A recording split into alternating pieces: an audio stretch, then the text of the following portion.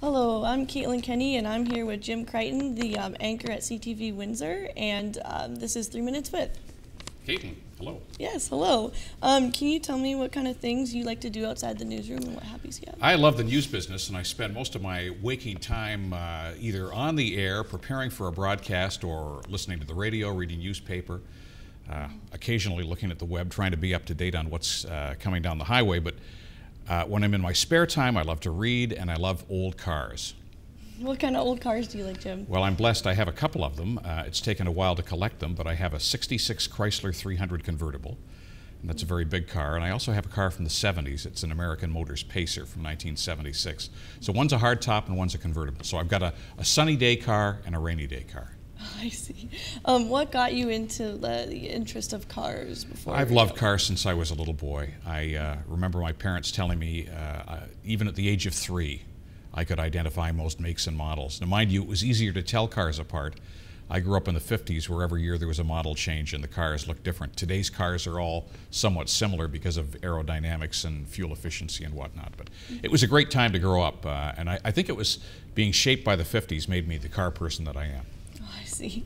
What other hobbies besides that have you picked up? Well, I don't do a lot of, apart from that, I like to build models, but I haven't done that for years. I have a small train collection that I'm thinking about putting together, an HO train set that I'd love to get rolling, but that'll probably have to wait till I retire. I stay pretty busy with that. I'm married, I have a cat, and I find my days full. When I'm not working, quite frankly, I just like to relax. I like to watch movies, do a bit of casual reading, car books. I have a monthly publication that I like to look also at what cars are for sale. Not that I'm necessarily buying something, just to know what's out there and get a sense of prices and what's for sale. Yeah. What kinds of steps did you take to fully develop your anchor voice and everything before you Well, started? it's taken more than 40 years to do it, and I say this respectfully. People will sometimes say, have you always had that voice? And the answer is no. I started working in Welland, Ontario in 1974, and I didn't have much of a voice at all. And if you heard that first broadcast, I'd turn crimson if I played it for you. I was so bad. You would say, that guy has no business being behind the microphone. Get rid of him. But I was persistent. I stayed with it.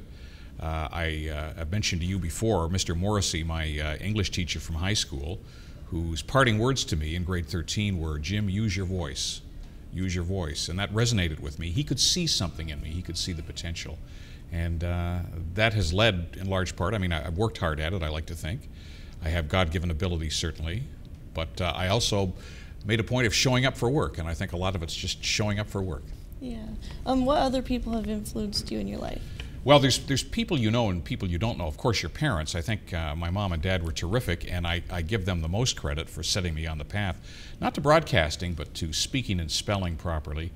My parents are gone now, but they were both from the United Kingdom, and they put a high value on correct speech. And if I said something incorrectly, my father would correct me. I think that led to me having above average grasp of the English language, and that has helped me greatly in broadcasting. This has been 3 Minutes with Jim Crichton. Jim, thank you so much for being with me today. That's the fastest 3 minutes of my life, Kaitlynn. Thank you. My pleasure. Thank you.